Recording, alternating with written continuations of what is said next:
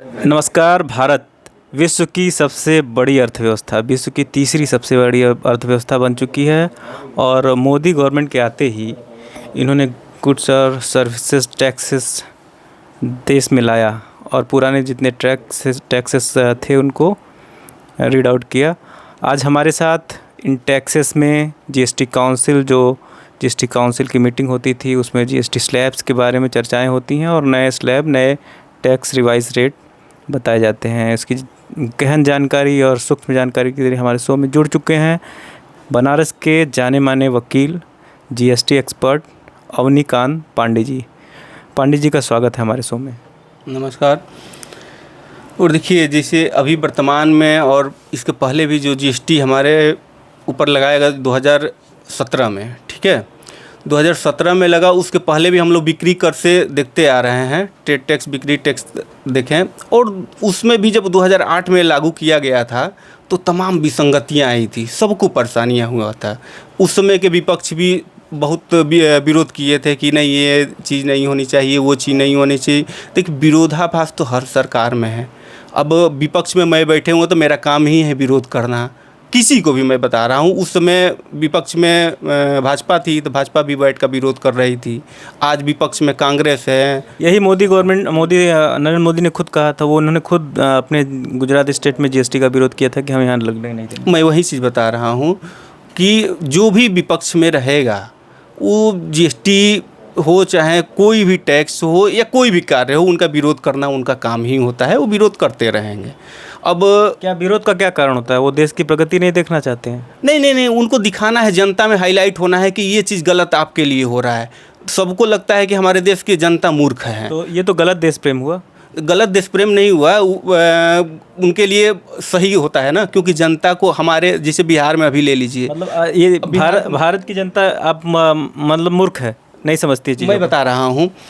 मैं एक उदाहरण के तौर पे बताना चाहूँ तो जैसे हमारे बिहार में लालू यादव कहते हैं कि जो हमारे चरवाहा विद्यालय के जितने स्टूडेंट हैं वो पढ़ लिख जाएंगे तो बुर्बक कहीं का हमको वोट थोड़े देंगे, वो ऐसे ही कहते थे। बुर्बकवा पढ़ जाएंगे तो वोट थोड़े देंगे। तो वो चाहते नहीं है कि भारत में पिछड़ेपन का कारण यहाँ के चाहते हैं कि नेता की राजनीतिक पार्टी है, चाहे वो कांग्रेस हो या भाजपा हो, कोई भी चाहता है कि यहाँ पे पिछड़े बने रहें सब लोग और पढ़ लिख ना पाएँ। कारण क्या है मैं बता रहा हूँ। यही में मूल कारण इसका यही है कि आज के एजुकेशन सिस्टम ख़त्म हो चुका है। एजुकेशन सिस्टम में सिर्फ प्राइवेट। क्यों? नई एजुकेशन पॉलिसी गवर्नमेंट ला दिया है। पॉलिसी क्या आपत्ति है? पॉलिसी ही सिर्फ आता है, पॉलिसी व्यक्तिगत रूप से लाया गया है। व्यक्तिगत रूप से ये लाया गया कि जो प्राइवेट वाले स्कूल वाले हैं, क्यों नहीं प्राइवेट, सरकारी जब से 20 साल पहले कम लॉ कॉलेज हुआ करते थे, आज हर गली में लॉ कॉलेज खुले हैं, वकीलों को पैदा किया जा रहा है, तो इसमें क्या आपत्ति है? जैसे लॉ कॉलेज के बारे में अभी मैं टिप्पणी नहीं करना, जो मैं एजुकेशन सिस्टम पे जो मूल एजुकेशन है, आप लॉ को ही ले लीजिए। नहीं, लॉ का नहीं, मैं जो वास्तविक प्राथमिक एजुकेशन होता है पहले उस पर आइए। प्राथमिक एजुकेशन पे मैं ये टिप्पणी करना आपसे चाहता हूँ कि आप ये देखिए कि हमारे सरकार ने पूरे देश भर के देख लीजिए, सरकारी स्कूल के हर स्कूल में 2-4-5 टीचर हैं। सबको सरकार को किसी का भी 70,000 रुपये से कम का सैलरी नहीं है। वो उस स्कूल में आप जाएंगे तो आप देखेंगे 5 बच्चे भी नहीं पढ़ रहे हैं। क्यों नहीं पढ़ रहे हैं? क्योंकि सभी हमारी सरकार जो आज से लेके एजुकेशन सिस्टम को भ्रष्ट की है, वो सोचिए कि प्राइवेट विश्वास ही नहीं है। नहीं, प्राइवेट को दे दिया गया है ना। किसी नेता से जाके इंटरव्यू ले लीजिए कि भाई आपके बच्चे इतना बढ़िया आपके सरकार में एजुकेशन सिस्टम चल रहा है, पढ़ाई लिखाई चल रहा है सरकार में, तो आपके बच्चे उस सरकारी स्कूल में क्यों नहीं पढ़ते हैं?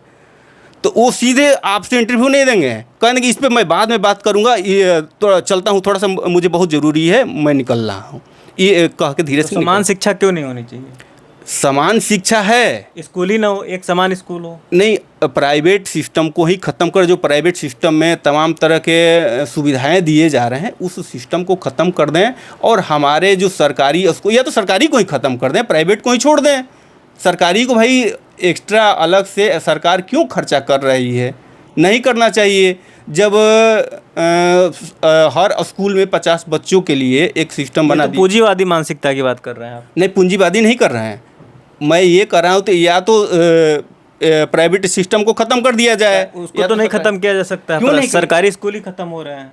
वही तो मैं बता रहा हूँ, क्यों ख़त्म हो रहे हैं। या तो 70,000 रुपया एक एक व्यक्ति को दिया जा रहा है, 30-35 हज़ार से तो प्राथमिक विद्यालय में शुरू हो रहा है। तो क्यों जा रहा है इस पे अगर आप कैलकुलेशन करेंगे, गणना करेंगे तो ये बहुत बड़ा रकम हो जाएगा। इतना क्यों जा रहा है? या तो वहीं एजुकेशन सिस्टम कोई नया नीति बना के, अच्छा नीति बना के कार्य करें उस पर। अब जैसे हमारे अश्वनी उपाध्याय जी हैं, आप एजुकेशन सिस्टम पे अच्छे अच्छे रीट दाखिल किए हैं, उस पर कोई सुनवाई नहीं होता है। 10-10 साल तक उनका रीट पेंडिंग पड़ा रहता है। तो इसके पीछे क्या कारण है? मतलब न्याय नहीं मिल रहा है। जब वो एक सुप्रीम कोर्ट के लायर को न्याय नहीं मिल रहा है तो आम जनता को न्याय कैसे मिलेगा? आप क्या उम्मीद रखते हैं? उम्मीद क्या रखते हैं, हमारे सिस्टम पे बहुत टिप्पणी हम नहीं करना चाहते हैं। अब क्यों ऐसा क्यों हो रहा है? सिद्धू दादा, न्याय नहीं मिल रहा है। अब न्याय गरीब मिल रहा है कि गरीब गरीब की क्या इच्छा है? गरीब कहाँ जाएगा? वो तो न्याय से बहुत दूर हो गया। गरीब जब अश्विनी उपाध्याय का नाम लिए और उन्हें ही न्याय नहीं मिल रहा है, जो सुप्रीम कोर्ट में है, उनकी सरकार है, सरकार के पक्षधर हैं, तो इसके विषय में आप क्या कहेंगे? हम उनके इंटरव्यू देखते हैं, उस सरकार के पक्षधर नहीं है वो। अपने सिस्टम को ये बताइए, सरकार के पक्षधर रहते तो एजुकेशन सिस्टम पे रीट में क्यों जाते हैं? सरकार से ही तो उनको कह देते कि नहीं सरकार ऐसे ऐसी कर दें, अगर उनका सरकार सुनती तो। ऐसा नहीं है, वो एक अच्छे वकील हैं और वकील के तरफ से अब जो भी गलत नीतियों का विरोध करते हैं, अच्छे नीतियों का तारीफ़ करते हैं। सरकार जो अच्छी नीतियाँ लाती हैं उस पे देखते हैं, मैं उनका तारीफ़ करते हुए भी वीडियो पाए जाते हैं। विपक्षी भी जो अच्छी काम किए उसके लिए भी तारीफ़ करते आते हैं। जो गलत चीज़ें हैं, गलत चीज़ को विरोध भी करते हैं। अच्छा, आइए अब टॉपिक पे आते हैं। जीएसटी को लगे हमको लगता है 9 साल हो गए, और 9 साल में जीएसटी काउंसिल की दर्जनों मीटिंगें हुई, और उसमें क्या निष्कर्ष निकले? ये स्लैब ही नहीं डिसाइड कर पा रहे हैं कौन सा 5% है, कौन 0 है, कौन 28 है, और बस मिडिल क्लास जो है वो जूझ रहा है इनके टैक्सेस से। नहीं, ऐसा नहीं, स्लैब डिसाइड हो गया है। अब तो स्लैब डिसाइड कर लिए हैं। अब सोचिए कि तो इतने चेंजेस क्यों हो रहे हैं? आप पहले जीएसटी देखिए और आज की जीएसटी। मैं इसके पहले भी बताया था कि जीएसटी परिवर्तन शब्द का पर्यायवाची बन चुका है। ऐसा क्यों है? इसलिए ऐसा है ना कि सरकार कंफ्यूज है, वो नहीं तय कर पा रही है, या गुजरात के हिसाब से वो चलना चाहती है? ये आपका प्रश्न अच्छा है। गुजरात के व्यापारियों के हिसाब से चलना चाहती है? नहीं, ऐसा इस पे हम टिप्पणी नहीं करना चाहूँगा गुजरात के व्यापारी से चल रही है कि किससे चल रही है। मैं इस पे ज़रूर कह सकता हूँ कि सरकार जो जीएसटी काउंसिल में लोगों को रखी है वो अच्छे सलाहकारों को नहीं रखी है। वो ज़मीनी स्तर के सलाहकार नहीं है। हो सकता है बड़े व्यापारी हो, बड़े स्तर के सीए हो, क्योंकि ज़मीन को जब जानेंगे नहीं तब ज़मीनी स्तर के लोगों को, आम जनता को कहाँ से आप राहत दे पाएंगे। अब हो सकता है कोई अच्छे सलाहकार आ गया हो कि जो कि 18% से 5% पे कर दिया। आपको लगता है सरकार को सलाह की ज़रूरत है? हाँ, सरकार की सलाह की जरूरत, सरकार को सलाह की ज़रूरत नहीं पड़ती। सरकार में जो सिस्टम में बैठे हुए हैं, जिसे जीएसटी काउंसिल में कोई अच्छे सलाहकार, एक लोग तो होते नहीं हैं, हर स्टेट से सलाहकार होते हैं। उसी में हर स्टेट से अच्छे अच्छे वकीलों को सलाहकार रखना चाहिए। मैं यही आग्रह करूँगा। जीएसटी काउंसिल में सारे स्टेट के फाइनेंस मिनिस्टर हैं, सारे स्टेट से रिप्रेजेंटेटिव हैं, और भी वरिष्ठ बैकग्राउंड, तमाम बैकग्राउंड के लोग हैं। तो आप क्या इससे सहमत हैं? आप काउंसिल पर ही सीधे इल्जाम लगा रहे हैं कि वो सक्षम नहीं है? फाइनेंस मिनिस्टर को तो बात ही छोड़ दीजिए, मिनिस्टर लोग की बात छोड़ दीजिए। मिनिस्टर वही होते हैं जो नहीं पढ़े होते हैं। फाइनेंस मिनिस्टर वही होते हैं जो सबसे ज़्यादा तो आप सीधे इल्जाम लगा रहे हैं कि फाइनेंस मिनिस्टर जो होगा नहीं पढ़ा लिखा होगा। एक अमिताभ बच्चन का पिक्चर मैं बहुत पहले देखा था, वो उसमें स्पष्ट रूप से वही मंत्री, स्वास्थ्य मंत्री वही होता है जो सबसे ज़्यादा। मतलब सुरेश खन्ना अगर स्टेट मिनिस्टर है, फाइनेंस मिनिस्टर है यूपी के, तो आप उनको ये कह रहे हैं कि नहीं पढ़े लिखे? तो हो सकता है नहीं है, उनके अंदर जाकर देखिए, हो सकता है वो भी फाइनेंस मिनिस्टर हैं, तो फाइनेंस के बारे में उनको चोरी करने का बहुत अच्छा जानकारी हो कि कैसे किया जाता है। मैं ये टिप्पणी नहीं कर रहा हूँ, उन्हीं के नहीं कह रहा हूँ, किसी के ऊपर कह रहा हूँ। हो सकता है उनको अच्छा जानकारी हो इसके बारे में।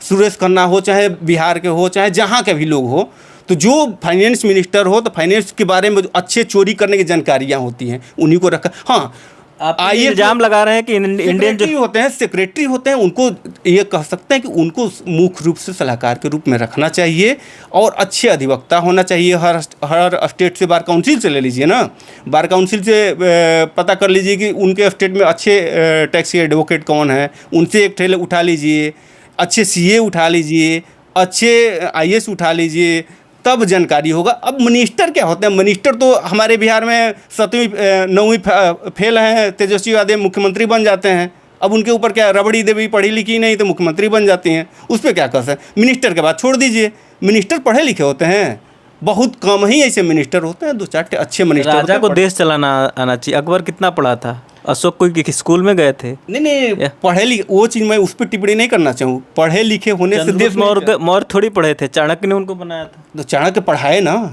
चंद्रगुप्त मौर्य को। उनके सेक्रेटरिएट अच्छे होने चाहिए, आप ये कहिए। वो तो मैं वही बताया, अच्छे IAS होना चाहिए, सेक्रेटरी अच्छे होने चाहिए, मैं यही बताया। मिनिस्टर तो उनको कुछ नहीं जानकारी हो, जो सबसे ज़्यादा चोर होते हैं वही मिनिस्टर बनते हैं। अब ये सिंपल में आते हैं कि ये क्या सस्ता हुआ, क्या महंगा हुआ, इस GST काउंसिल की मीटिंग में क्या उसका समरी, क्या लब्बो लुबाब निकल के आया, ये आप कम से कम शब्दों में बता दीजिए जिससे आम जनता समझ जाए। देखिए, जैसे राम राज्य में भी कहा गया था, चाणक्य ने भी यही बात बताई थी कि जो आम रोजनामचा हो, प्रतिदिन के जो खर्चे होते हैं, मतलब आम जनता के खर्चे होते हैं, उसको सस्ता कर देना चाहिए और लग्जरियस चीज़ को महंगा कर देना चाहिए। वही इस नए रेट स्लैब में यही किया गया है। ये 100% सही है, इस पे मैं सहमत हूँ। ये बताइए, दूध पे टैक्स, दही पे टैक्स कहाँ तक जायज़ है? अब ऐसा है ना कि दूध पे टैक्स या दही पे टैक्स नहीं है।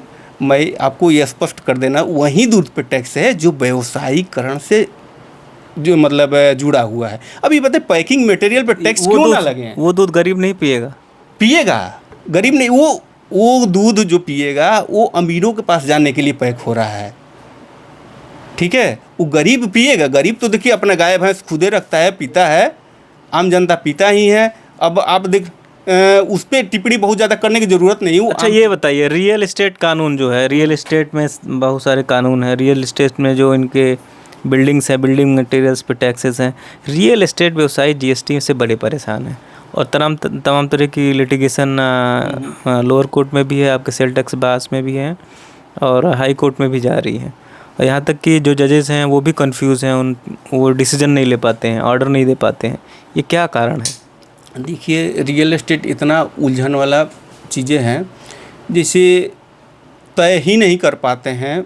जैसे हम आम जनता हैं, हम आम जनता ही मान लीजिए हम बिल्डर हैं, बिल्डर को तय करना चाहिए कि किस हिसाब से कार्य करना है, क्या करना है, उसी में उलझने बढ़ी रहती है। जैसे रियल एस्टेट एकदम फिक्स कर दें कि आप या तो ज़मीन का खरीद बिक्री करें, या तो वस्तु का खरीद बिक्री करें, या डेवलपमेंट का काम करें, तो एक रेट होना चाहिए। जैसे कंपोजिशन स्कीम चल रहा है, उस पर कंपोजिशन स्कीम की तरह पूरी तरह से कंपोजिशन की आपने कितने का बेचा, सिर्फ ये तय होना चाहिए। आज बेचे, चाहे कल बेचे, चाहे परसों बेचें, उससे उनको मतलब नहीं होना चाहिए। बेचें, मुझे 5% चाहिए कि 10% चाहिए, उस पर कैलकुलेशन करके इनको रेट तय कर लेना चाहिए।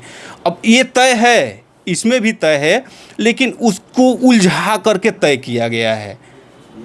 इसमें भी तय किया गया, लेकिन उलझा करके तय किया गया है। ये तो रहे हमारे साथ Avanikant Pandey, GST expert, Banaras sale tax bar association के।